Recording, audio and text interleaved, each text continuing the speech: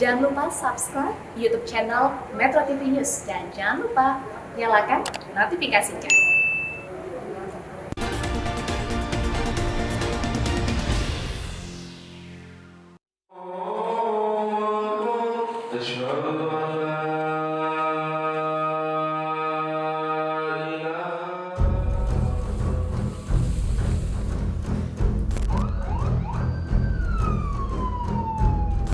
Kurungan penjara hingga hukuman mati sekalipun sepertinya belum mampu membendung syahwat predator seks yang masih berkeliaran mencari mangsa. Mereka begitu tega menodai anak didik, bahkan saat para korbannya sedang menuntut ilmu di sebuah lembaga pendidikan berbasis agama. Kasus kekerasan seksual di lingkungan pendidikan seperti pondok pesantren terus saja berulang. Pelakunya mulai dari sesama santri, pengajar, hingga pengasuh pondok pesantren.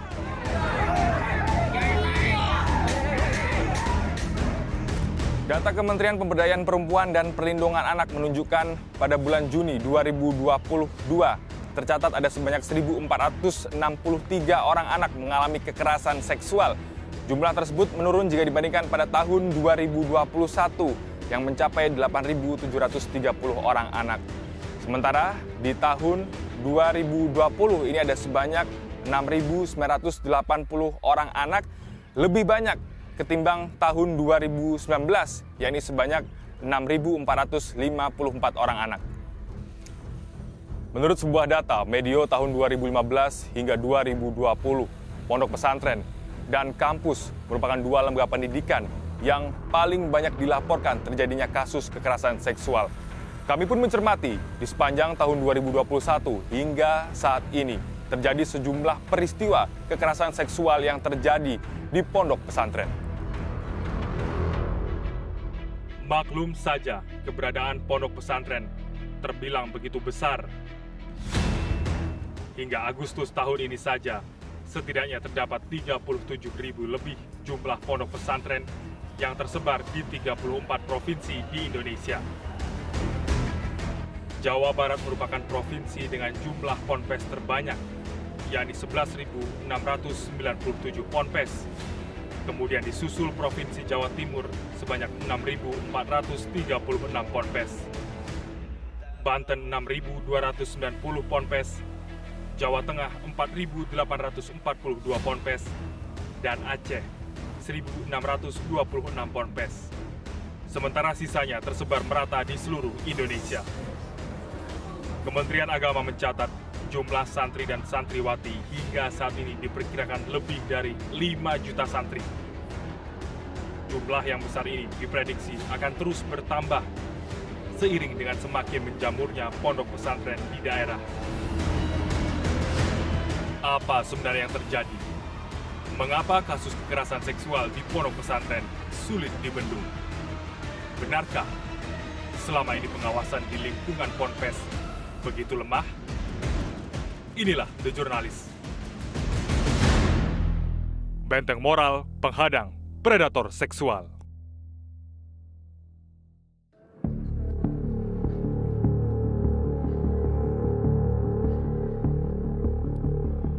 Setelah menempuh perjalanan udara selama 1 jam 30 menit dari Jakarta menuju Surabaya, tim The Journalist melanjutkan perjalanan menuju Kabupaten Jombang, Jawa Timur. Jumlah pondok pesantren di Jawa Timur tergolong besar. Wilayah ini memiliki begitu banyak pondok pesantren kenamaan. Tidak heran jika Jombang dijuluki sebagai kota santri.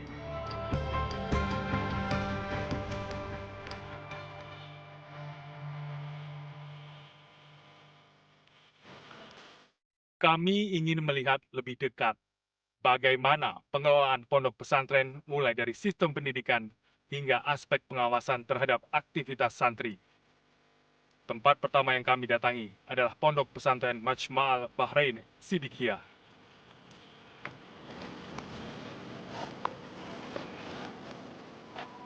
Ya, saat ini tim The Journalist sudah berada di Pondok Pesantren As-Sidikiyah, tepatnya di Ploso, Jombang, Jawa Timur. Pondok pesantren ini sendiri kemarin itu sempat viral karena ada kasus pelecehan seksual ya. Nah, hampir saja pondok pesantren ini izinnya itu dicabut oleh Kementerian Agama, tetapi pencabutan izin itu pun batal. Kita akan melihat lebih jauh bagaimana kondisi pesantren saat ini. Kita ketemu langsung sama pengurusnya.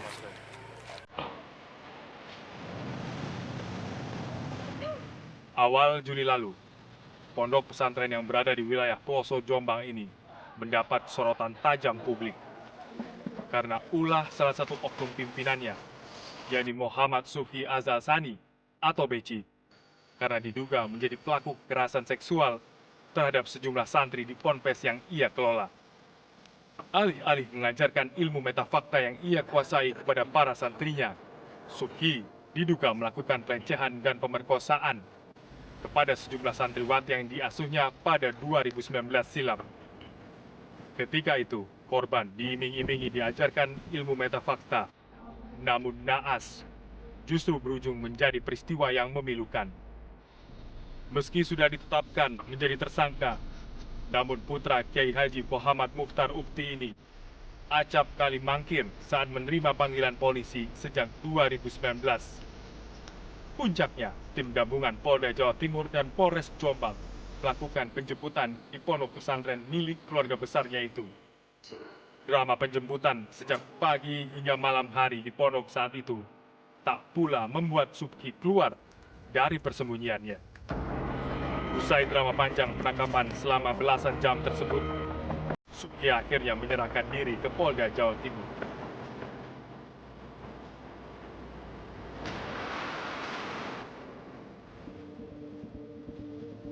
Pasca peristiwa besar yang merenggut nama besar ponpes itu, sedikit banyak membawa dampak yang begitu berat bagi para pengelola.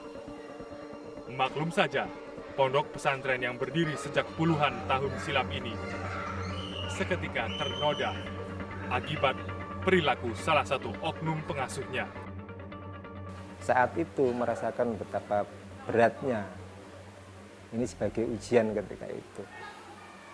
Karena tidak menyangka ada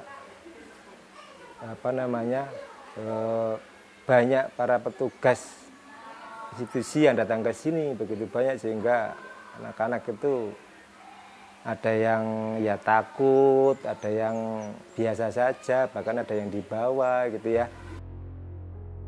Peristiwa memilukan juga terjadi di sebuah pondok pesantren di Kabupaten Lumajang, Jawa Timur pada Mei lalu. Seorang kiai berinisial FZ, pengasuh pondok pesantren Lembah Arafah di desa Curah Petung, Kedung Jajang, Lumajang ini diduga melakukan tindakan pencabulan kepada 3 orang santriwatinya. Saat itu, massa dan wali santri menggeruduk pondok untuk meminta penjelasan terkait tindakan asusila yang diduga dilakukan oleh salah seorang kiainya itu.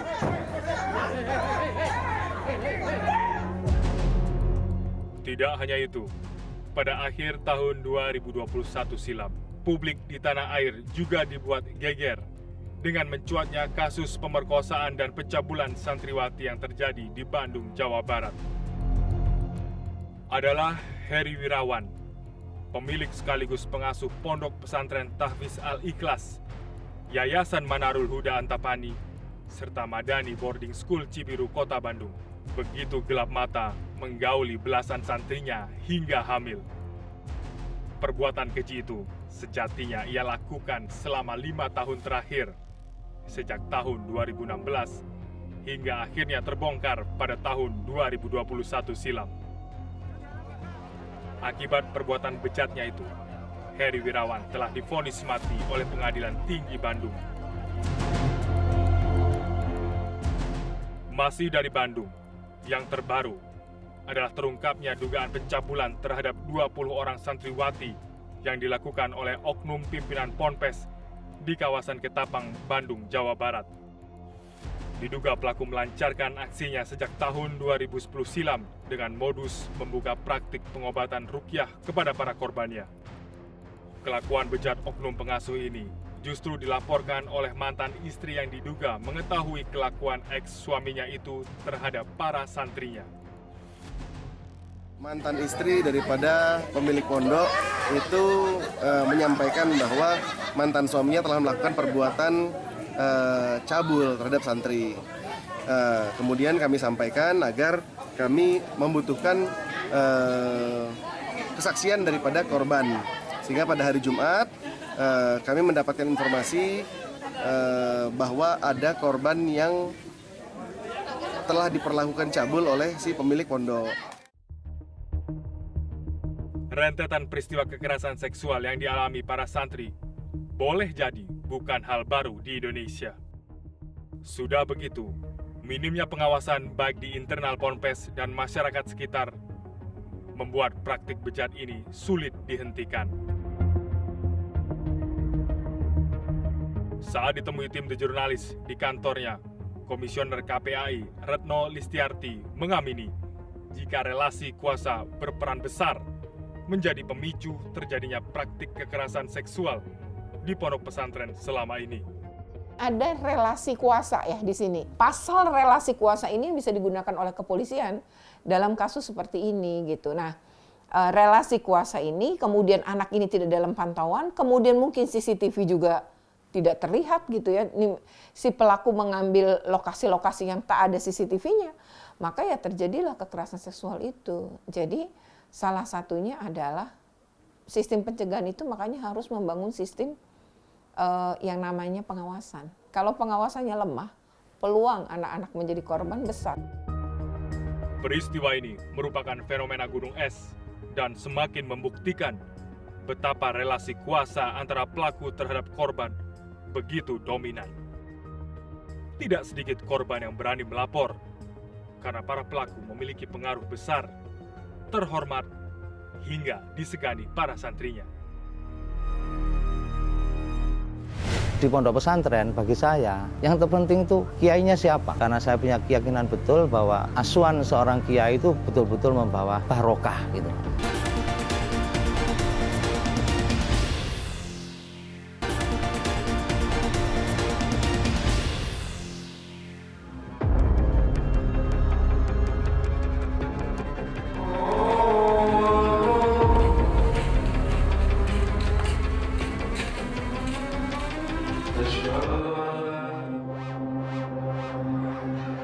Perlu upaya keras dalam mengembalikan wajah pondok pesantren yang terlanjur ternoda akibat ulah segelintir oknum para pengasuhnya yang tuna moral. Pondok pesantren sejatinya sebagai tempat menimba ilmu agama justru dijadikan ruang oleh oknum pengasuh untuk melampiaskan nafsu bejat kepada santri dengan beragam modus. Meski begitu, dari sekelumit peristiwa yang membuat publik geram ini, faktanya tidak semua aktivitas pondok pesantren itu buruk. Pasalnya, masih banyak pondok pesantren yang benar-benar memegang teguh nilai keteladanan, menjaga kultur keislamannya begitu kuat. Di Jombang, jurnalis mendatangi sejumlah pondok pesantren yang masih memegang teguh nilai-nilai tersebut. Salah satunya pondok pesantren Tebu Ireng. Nah, Pras, ini kita sudah ada di Pondok Pesantren Tebu Ireng. Ini merupakan pondok pesantren tertua kedua di Jombang, Jawa Timur. Nah, di sini kita akan lihat secara langsung, secara menyeluruh bagaimana nih sistem pengelolaan pondok pesantren, utamanya aspek pengawasannya terhadap para santri, dan juga ini yang terpenting adalah kita pengen tahu nih bagaimana keteladanan para tokoh, khususnya alumni-alumni Ponpes ini yang diturunkan kepada para santriwatinya. Oke, mengingat di sini juga banyak ya tokoh-tokoh besar yang dilahirkan dari pondok pesantren. Nah, itu. Ini ya. Oke, kita langsung aja. Oke. Pondok pesantren Tebu Ireng terletak di Desa Cukir, Kecamatan Diwe, Kabupaten Jombang, Jawa Timur. Didirikan sejak tahun 1899 oleh Hadratus Syekh Kiai Haji Hasyim Asy'ari. Pondok pesantren ini kini sudah berusia 122 tahun. Tertua kedua di Jombang, Jawa Timur setelah Pondok Pesantren Bahrul Ulum Tambak Beras. The Jurnalis melihat dari dekat bagaimana aktivitas keseharian para santri, mulai kegiatan di pagi hari hingga menjelang sore. Kegiatan ini menjadi begitu penting untuk mengetahui seberapa besar potensi timbulnya celah bagi oknum di pondok untuk melakukan tindakan tak wajar. Hari masih gelap. Suhu dingin begitu terasa menyapa tubuh ratusan santri Madrasah Sanawiyah setingkat SMP dan Madrasah Aliyah atau SMA di Pondok Pesantren Tebu Ireng pada pertengahan Agustus lalu. Saat itu, waktu masih menunjukkan pukul 4 pagi. Saat para santri berkumpul di selasar Masjid Ponpes untuk melaksanakan sholat subuh berjamaah. Raut wajah lelah, menahan rasa kantuk berat, begitu jelas terlihat. Bahkan, tidak sedikit pula santri yang tertidur pulas akibat tak kuat lagi menahan kantuk yang menyelimuti.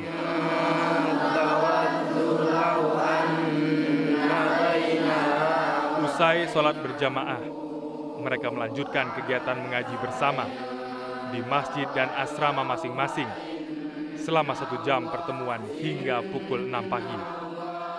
Mereka dibagi ke dalam kelompok kecil dan dipandu oleh seorang ustadz. Santri biasanya menyebut kegiatan ini sorogan. Masing-masing santri membawa kitab Al-Quran dan membacanya satu persatu secara bergantian di hadapan ustadz. Usai mengaji, para santri kemudian kembali ke asrama untuk merapihkan dan membersihkan asrama, termasuk melaksanakan sarapan pagi di lumbung pangan milik pondok pesantren. Mereka hanya diberikan waktu sekitar 30 menit untuk kegiatan tersebut sebelum akhirnya melakukan persiapan berangkat ke sekolah. Ada yang menarik perhatian kami sebelum para santri berangkat ke sekolah. Mereka selalu melewati gerbang yang terletak di area makam keluarga besar pendiri Pondok Pesantren Tebu Ireng, Hadratus Syekh Kiai Haji Hasyim Asy'ari, serta makam Presiden keempat Republik Indonesia, Kiai Haji Abdurrahman Wahid atau Gus Dur, yang tak lain merupakan cucu dari Hasyim Asy'ari. Selama ini, pihak Ponpes selalu menjaga tradisi turun-temurun di lingkungan pondok dengan mengajarkan para santri bertawaduk atau menghormati para leluhur. Caranya dengan bertawasul mendoakan para leluhur setiap akan berangkat ke sekolah. Tujuannya agar nilai keteladanan para pendiri Ponpes ini dapat menjadi sumber inspirasi bagi para santri saat menempuh pendidikan di Tebu Ireng. Keberhasilan pola asuh terhadap para santri tentu tidak terlepas dari peran serta para pengasuh ataupun pengajar. Dan bagaimana untuk mengetahui hal tersebut serta ketauladanan yang diturunkan dari para tokoh di sini kepada para santri, The Jurnalis akan coba untuk mewawancari langsung Kiai Haji Abdul Hakim Mahfudz atau yang kerap disapa Gus Kikin. Sejarah singkat awal mula berdirinya PP Tebu Ireng ini, Gus. Pondok Pesantren Tebu Ireng itu didirikan oleh Kiai Haji Hasyim Asy'ari tahun 1899. Beliau kembali dari Mekah tahun 1898 kemudian mendirikan pondok ini. Awal daripada Pondok Tebu Ireng ini mengajarkan bagaimana ilmu-ilmu agama, ilmu syariat kepada para santri dan dilaksanakan di serambi masjid biasanya. Jadi kita mempertahankan ilmu-ilmu yang memang diwariskan, yang diajarkan oleh para salafus soleh yang diterima dari Rasulullah Muhammad SAW sampai sekarang ini kita pertahankan itu. Dengan perkembangan zaman kita ikutin perkembangan zaman untuk modernisasi. Di sini juga sampai sekarang ada satu kitab yang dituliskan oleh muassis, oleh pendiri pondok ini Kiai Haji Hasyim Asy'ari, itu adalah Adabul Alim wal Muta'alim yang sampai sekarang kita masih ajarkan kepada anak-anak, sehingga dengan belajar ilmu syariat itu mereka juga kita bangun akhlaknya, moralnya. Untuk itulah pengelola pondok pesantren membagi pola pendidikan ke beberapa tingkatan seperti SMP, MTS, SMA, dan MA. Sekolah formal tersebut terletak di luar area komplek Pondok Pesantren Tebu Ireng. Kami juga mengunjungi salah satu sekolah, yakni MTS Salafiyah Syafi'iyah, yang letaknya hanya sepelemparan batu dari area pondok utama. Di sekolah ini, para santri selayaknya belajar seperti di sekolah formal pada umumnya, hingga memasuki waktu istirahat siang. Saat ini sedikitnya terdapat 4.000 lebih santri yang sedang menimba ilmu di Pondok Pesantren Tebu Ireng. Sejauh pengawatan kami di lokasi, aktivitas santri begitu padat. Mereka wajib mengikuti aturan yang telah ditetapkan pengelola pondok. Lukman Hadi yang sudah mengabdi di pondok selama 38 tahun ini, tahu betul bagaimana menjaga marwah Pondok Pesantren Tebu Ireng di tengah kasus kekerasan seks yang menimpa sejumlah pondok pesantren di berbagai daerah.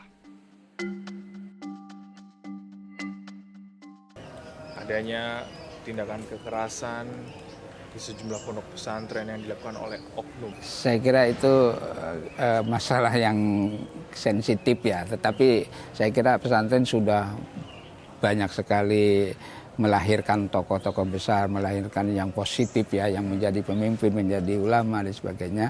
Tetapi saat ini justru muncul hal-hal yang riak-riak yang negatif itu saya kira wajar-wajar aja, dan kita tetap teguh untuk menjalankan tarbiyah pendidikan itu, memberikan tauladan akhlak yang baik, memberikan keilmuan yang betul-betul manfaat untuk masyarakat ke depan.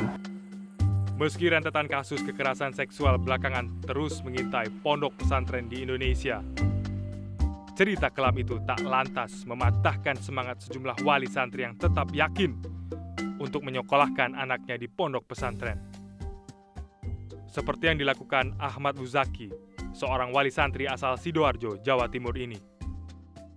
Pria yang sehari-hari berprofesi sebagai seorang guru di madrasah aliyah ini lebih memilih menitipkan putrinya Samratul Musyahadah di Pondok Pesantren Tebu Ireng.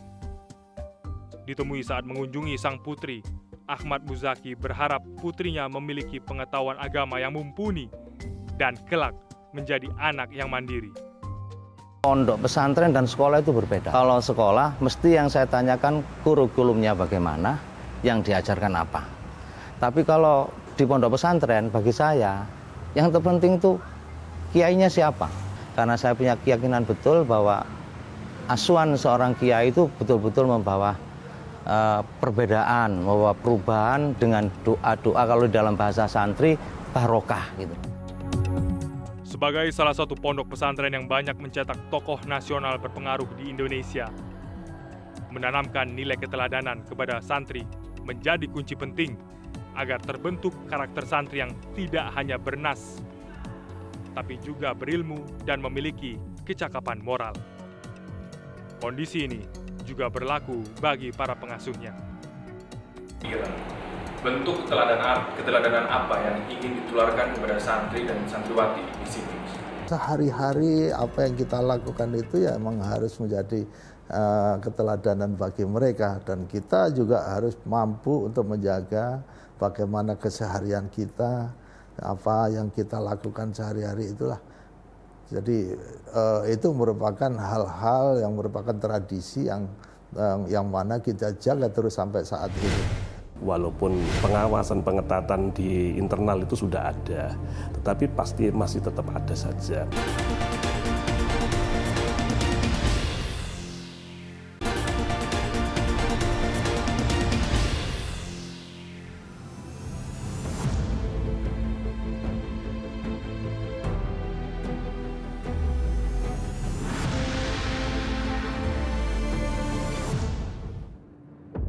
Di Jombang, tim The Journalist juga menyambangi salah satu pondok pesantren besar yang berperan dalam sejarah penyebaran agama Islam di Indonesia.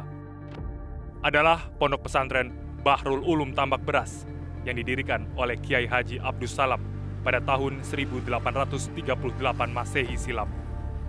Ponpes yang terletak di wilayah Tambak Rejo ini pada tahun 2025 mendatang genap berusia 2 abad.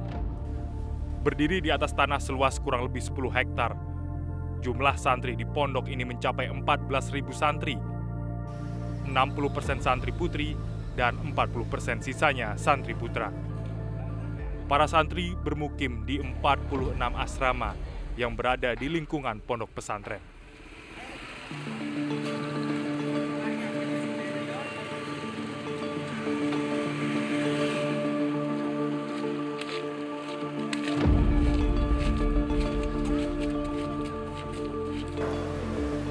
inilah salah satu keistimewaan dari pondok pesantren. Jadi para santri selain diajarkan tentang pendidikan formal, mereka juga diajarkan tentang pendidikan non-formal, yaitu pendidikan agama Islam secara mendalam. Salah satunya adalah mempelajari kitab kuning yang berisi huruf Arab gundul, dan kitab kuning ini sendiri isinya adalah tentang hukum Islam dan juga sejarah para nabi dan rasul.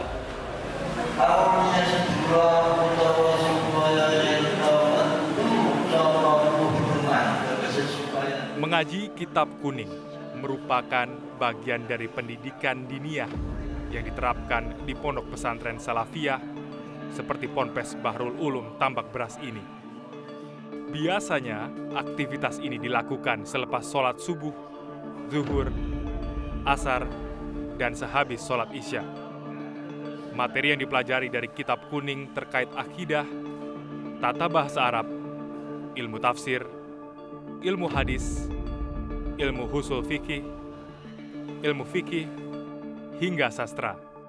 The Jurnalis akan berbincang langsung bersama dengan Haji Wafiul Ahdi selaku Ketua Yayasan Pondok Pesantren Bahrul Ulum Jombang. Waalaikumsalam warahmatullahi wabarakatuh. Alhamdulillah sehat-sehat. Tantangan ataupun kendala apa yang dihadapi dalam mengasuh para santri? Tantangannya jelas sekarang perkembangan zaman yang berubah. Ya, disrupsi teknologi juga ini satu sisi menjadi kita mendapatkan hal positif dari itu. Tapi di sisi yang lain kita juga hal-hal negatif yang dulu jauh dari pesantren ternyata karena kita sudah terdisrupsi teknologi, maka apa yang ada di dalam perkembangan teknologi itu juga kita rasakan. Ini menjadi salah satu tantangan. Bagaimana perkembangan zaman, perkembangan perubahan sosial masyarakat yang mempengaruhi kondisi para santri. Selain fokus mendalami ilmu agama, pihak Ponpes juga memberikan kesempatan kepada para santri untuk mengembangkan bakat dan minatnya di jalur pendidikan formal.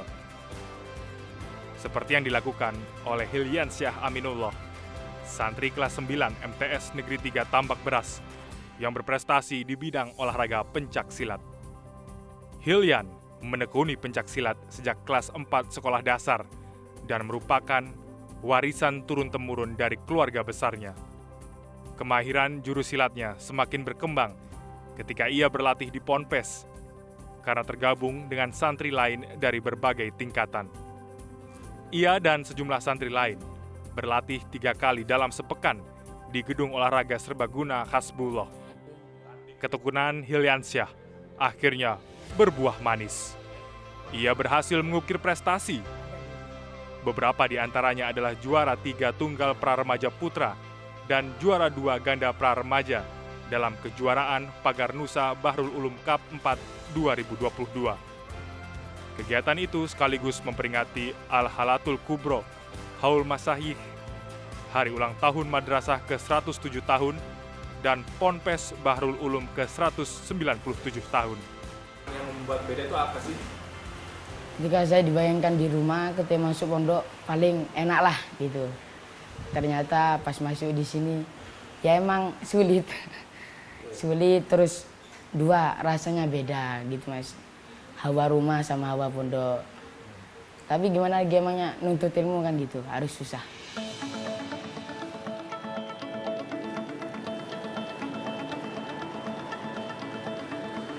Untuk mengetahui bagaimana pola asuh serta sistem pendidikan yang ada di Pondok Pesantren Bahrul Ulum, Jombang, Jawa Timur, yang merupakan juga pondok pesantren tertua di Jombang, Jawa Timur ini, serta bagaimana pengimplementasian ilmu-ilmu ekonomi yang ada di pondok pesantren ini, kami akan langsung berbincang bersama dengan Kiai Haji Hasib Wahab atau yang biasa disapa Gus Hasib.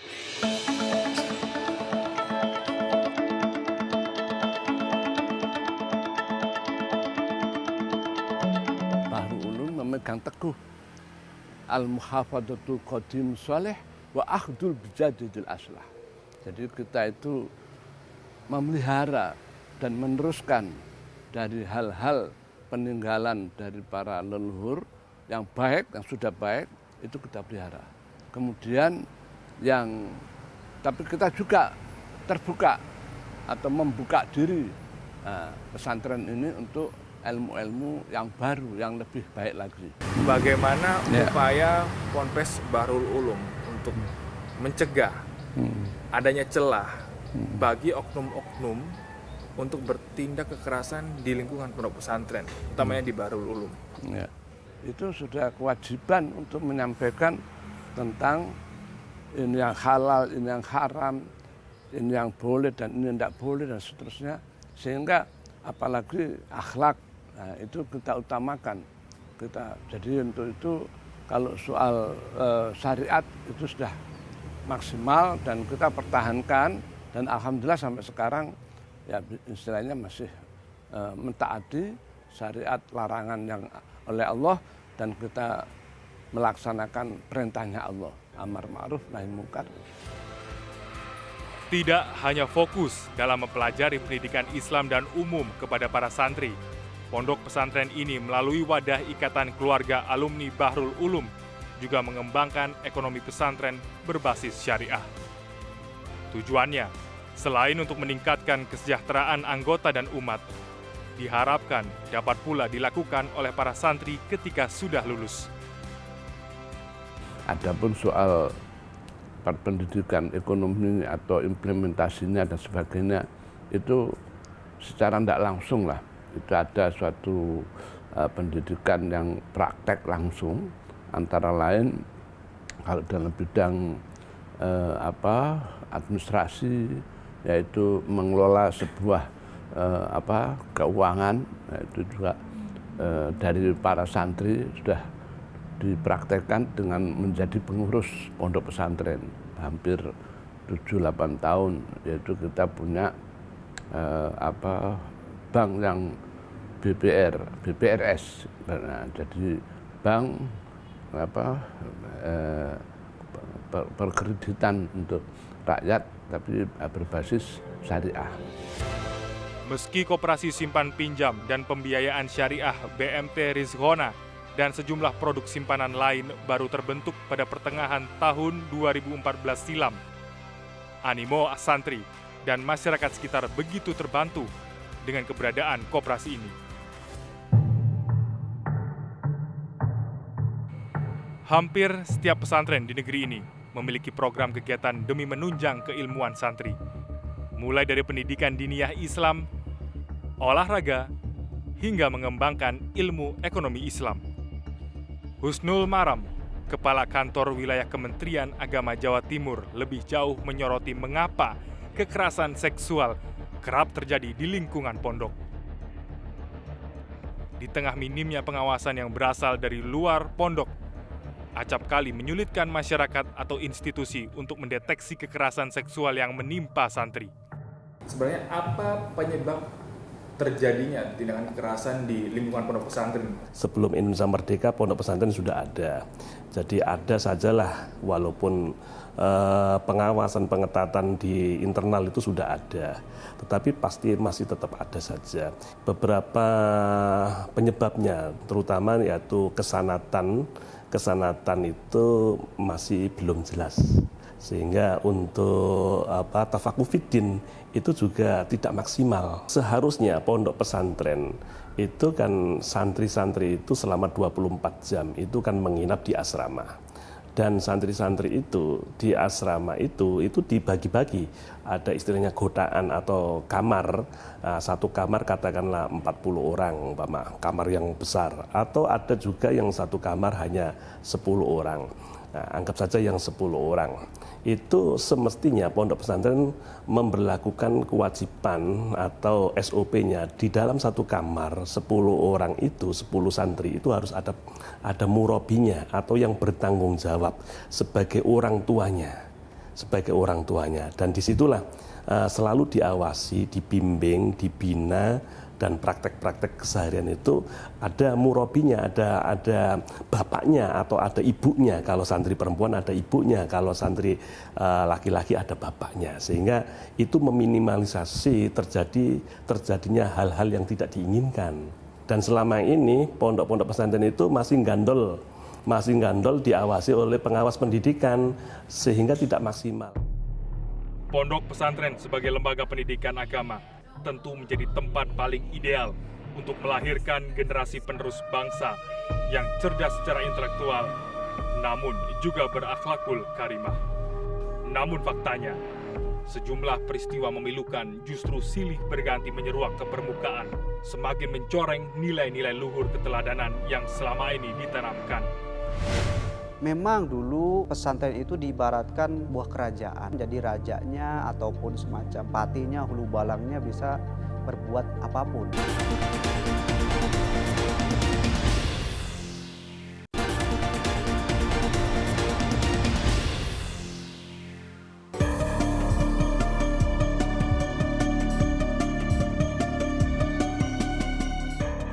Pesantren itu diibaratkan buah kerajaan.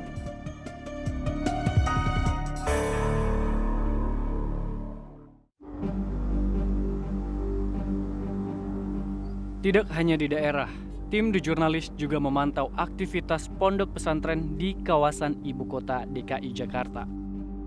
Tempat yang kami datangi adalah Pondok Pesantren Luhur Al-Sakofah. Lokasinya berada di kawasan Jagakarsa, Jakarta Selatan. Sejauh mana pengawasan yang dilakukan pihak pondok untuk mencegah terjadinya kekerasan seksual di lingkungan santri? Iya, saat ini tim The Jurnalis sudah berada di Pondok Pesantren Luhur Al-Sakofah di Jakarta Selatan. Kami akan mencoba menanyakan langsung kepada pihak pengelola sebenarnya bagaimana sistem pengawasan di pondok pesantren dan juga bagaimana sistem belajar mengajar di pondok pesantren ini. Pesantren ini bisa baik, tujuannya juga tercapai, ada 3 komponen. Yang pertama tentu ya pesantren dan lembaganya. Lembaga ini ya dalamnya pengurus-pengurusnya, sistemnya. Yang kedua tentu orang tuanya. Tidak hanya dorongan finansial kepada anak, tapi juga dorongan spiritual. Doa, tirakat ya. So, tirakat itu adalah semacam puasa dan sebagainya. Melalui beragam kegiatan yang diselenggarakan oleh pondok pesantren, selain bertujuan mengembangkan keilmuan dan bakat para santri, pondok ini juga menyelenggarakan kegiatan yang salah satu tujuannya untuk meminimalisir terjadinya kekerasan seksual terhadap santri, utamanya santriwati. Salah satu kegiatan yang menarik perhatian kami adalah saat sejumlah santri perempuan mengikuti kegiatan pencak silat di pondok ini.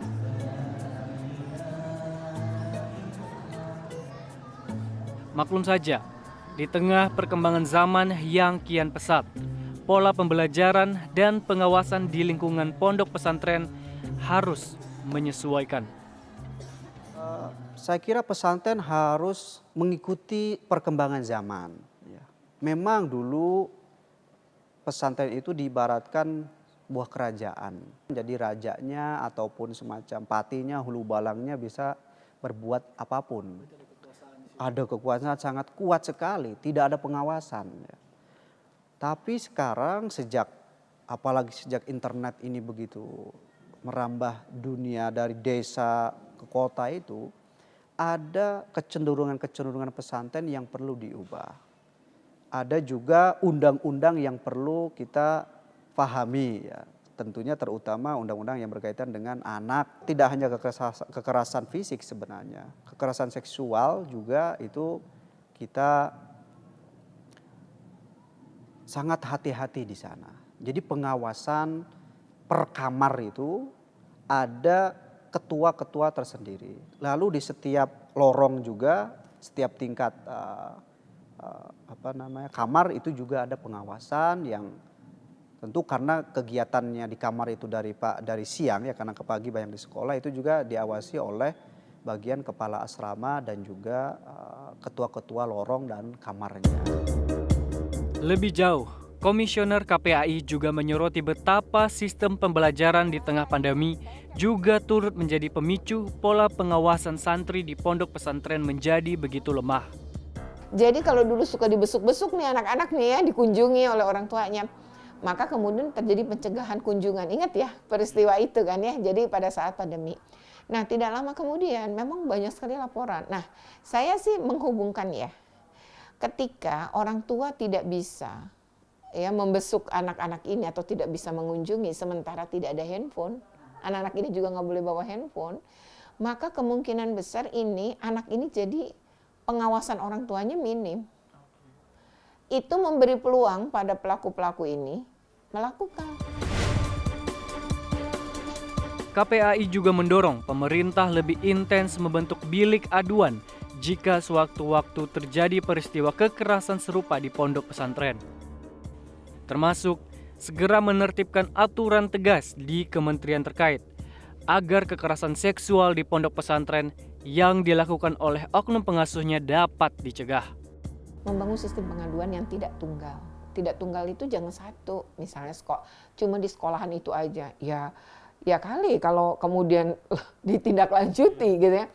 Kalau pelakunya pimpinan sekolah atau pimpinan pesantren ya atau pimpinan madrasah, emang gurunya berani yang nerima? Kan belum tentu. Jadi harus ada portal pengaduan lain yang ditaruh di sekolahan. Jadi ditempel gitu ya, plang tuh ada plang untuk hubungi nomor kontak ini di websitenya gitu. Ini agar anak-anak juga bisa melakukan pengaduan. Sayangnya, saat kami menyambangi kantor kementerian ini pada akhir Agustus lalu, para pejabat terkait di Kementerian Agama menolak memberikan keterangan ketika tim The Journalist mengkonfirmasi bagaimana pola pengawasan yang dilakukan terhadap aktivitas pondok pesantren selama ini. Menegaskan kembali Pak, ini jadi pihak dari Kemenak belum bisa kasih konfirmasi ya Pak ya? Iya, ya itu aja, saya perintahnya begitu. Pun begitu, Wakil Menteri Agama Zainud Tauhid, ia menolak berkomentar banyak saat tim The Journalist menemuinya di sebuah acara di kawasan Kemayoran, Jakarta Pusat beberapa waktu lalu. Terkait dengan pengawasan pesantren Pak, hingga saat ini seperti apa ya Pak? Saya nantilah itu ya, sama dirjen aja. Kami juga tidak menutup mata bahwa kasus-kasus seperti itu ada di tengah masyarakat, namun tidak juga bisa dikatakan bahwa seluruh pesantren seperti itu ya. Jadi masih banyak pesantren yang baik.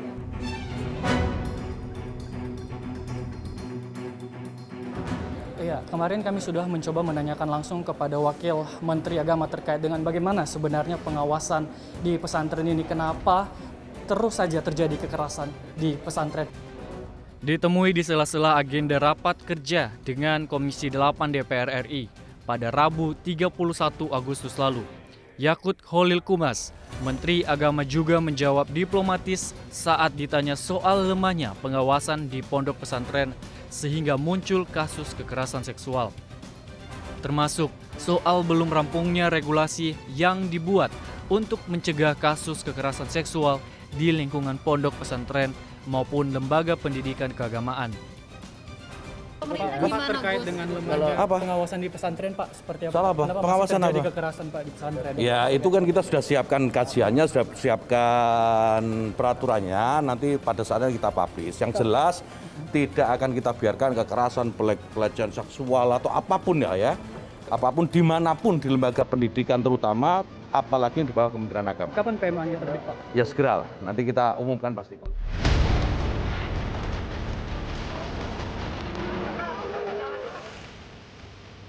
Mencermati peristiwa kasus kekerasan seksual yang terjadi di sejumlah pondok pesantren belakangan ini, sudah semestinya seluruh elemen terkait bergerak cepat. Langkah ini perlu dilakukan untuk melindungi, merawat, dan menjaga marwah lembaga pendidikan keagamaan dari serangan oknum predator seksual yang selama ini berkamuflase di setiap aktivitas santri. Itu sebabnya aspek pengawasan baik dari internal maupun eksternal menjadi begitu penting. Sekaligus memperkuat benteng moral di lingkungan pondok pesantren agar mampu menghadang serangan oknum predator seksual yang setiap saat terus saja mengintai. The Journalist akan kembali di episode selanjutnya.